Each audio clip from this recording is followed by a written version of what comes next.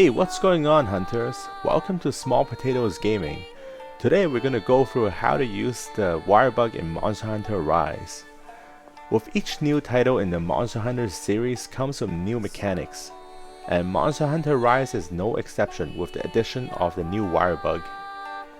Not only does this Wirebug come in as an additional mechanic, it is going to be your best friend that will help you survive in the world of Monster Hunter Rise.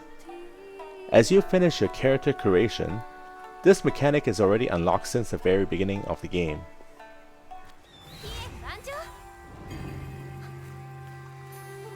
So how do you use the Wirebugs? The basics of the Wirebugs is very simple, but if you're a veteran of Monster Hunter, it might take you some time to get used to it. So first of all, with the default controls, almost everything related to the Wirebugs is done through holding the ZL button. The basic maneuver is as follows. While holding the ZL button, pressing the X button will pull your character upwards. Pressing the A button will pull your character forward. And pressing the ZR button will pull your character towards where you're aiming at. These are abilities that can only be used while you do not have your weapons out and ready. That's pretty straightforward, right? You can also use these mid-air, or even run on the wall if you hold the R button while you pull yourself to the wall. Just remember that while running on the wall, it uses stamina, so be careful. Well, there's always a catch to everything. Each player will be given 2 charge of Wirebugs. Bad news is that once you use one of the Wirebug ability, it will consume either 1 or 2 charge depending on the ability. The good news is that it will come back after charging up again. There is an indicator at the bottom center of the screen as shown here. This will let you know if you have any charge to use. If you're lucky enough, you can also find spirit birds.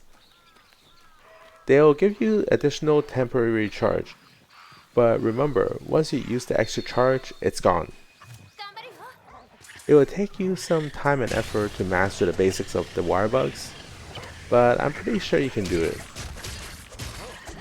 Now that we're done with the basics, let's get into the good stuff.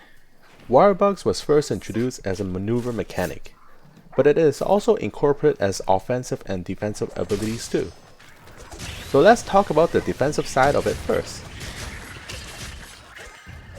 If you've ever played other Monster Hunter titles, you'll quickly remember that whenever a monster sends your character flying, there's a chance of you getting run over by that monster while you're getting up, especially when the monster has its focus on you. With the introduction of Wirebugs, there is now a silver lining behind that.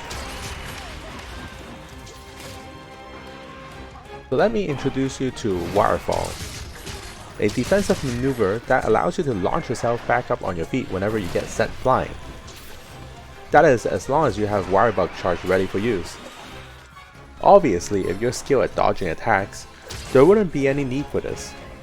But sometimes things just happen, and the Wirebug will have your back.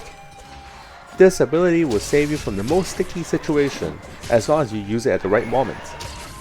So remember to keep a charge or 2 ready when you are facing a really tough monster. So how do you activate Waterfall? Whenever you get hit by a monster that knocks you down or sends you flying into the air, hold the ZL button and push B. This will allow you to pull yourself back up and recover into safety. Simple, right? There's also another use with the Wirebugs that might save your life. This ability allows you to stop your fall mid-air. By hitting that A button while you're mid-air, you can perform a stop to your fall for a few seconds. This not only allows a temporary stop from your fall, but while you're suspended mid-air, you can also swing yourself to safety.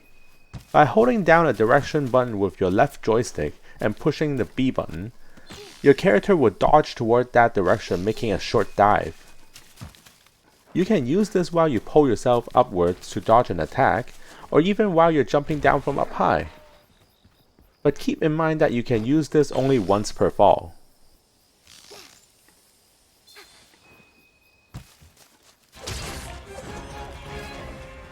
So what about the offensive abilities, you might wonder? Each of the 14 weapon types has its own unique abilities, so that will be for another video.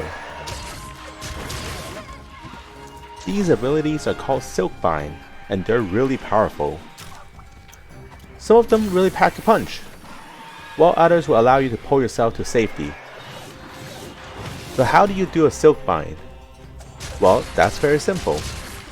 While you're holding the ZL button, just push the X or A button. If you're a bowgun user, you'll need to hold the R button instead. This is all done while you have your weapon drawn. With that said, you can test out all the different weapons and learn all about them.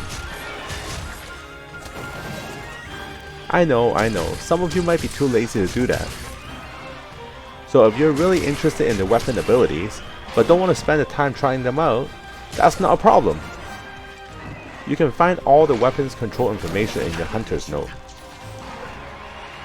These abilities are very useful, especially if you want to mount a monster. Well, I know what you're thinking. Mount a monster? Is that even possible? Well, I'll be covering that in the next video. So if you're interested in mounting monsters, don't forget to hit that like and subscribe button, and also hit that bell so you know when I post my next video. Well, that's all for today, folks. If you've enjoyed the video, remember to share it with your fellow hunters. Or if this video have helped you in your journey, be sure to let me know in the comment section down below. It will also feed the algorithm so more people will see this. So thank you for watching, and I'll see you guys next time.